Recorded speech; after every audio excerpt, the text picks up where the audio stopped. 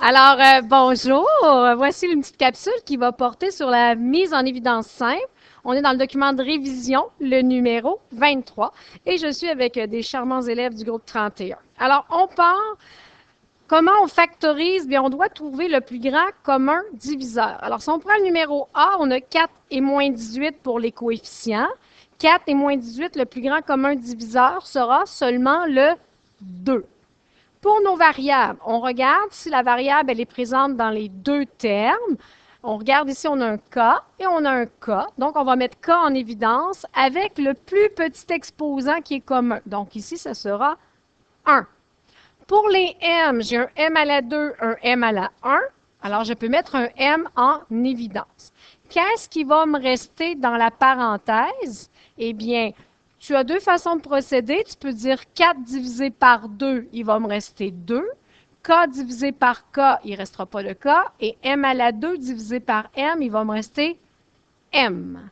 L'autre façon que tu peux faire, 2 fois quoi donne moins 18, c'est moins 9. K fois quoi donne K à la 3, c'est K à la 2.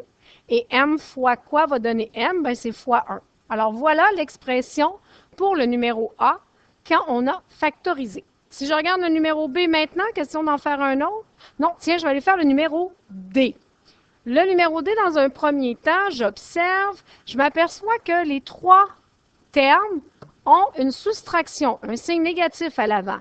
Si la soustraction est commune à tous les termes, je la mets en évidence. Maintenant, 20, 30 et 10, les trois se divisent par 10.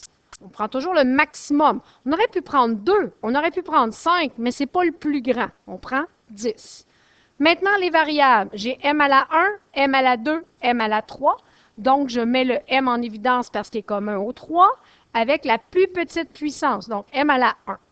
On a N à la 3, N à la 2, N à la 2. On va mettre le N à la 2 parce que c'est ce qu'il y a de commun. Maintenant, dans la parenthèse, qu'est-ce qui va me rester? Eh bien, moins 10 fois quoi donne moins 20, c'est 2. M fois quoi donne M? Bien, on le laisse comme ça. N à la 2 fois quoi donne N3? Il m'en manque 1. Maintenant, pour le deuxième, 10 fois quoi va me donner moins 30? Moins 10 fois quoi va me donner moins 30? C'est plus 3. M à la 1 fois quoi donne M2? C'est M.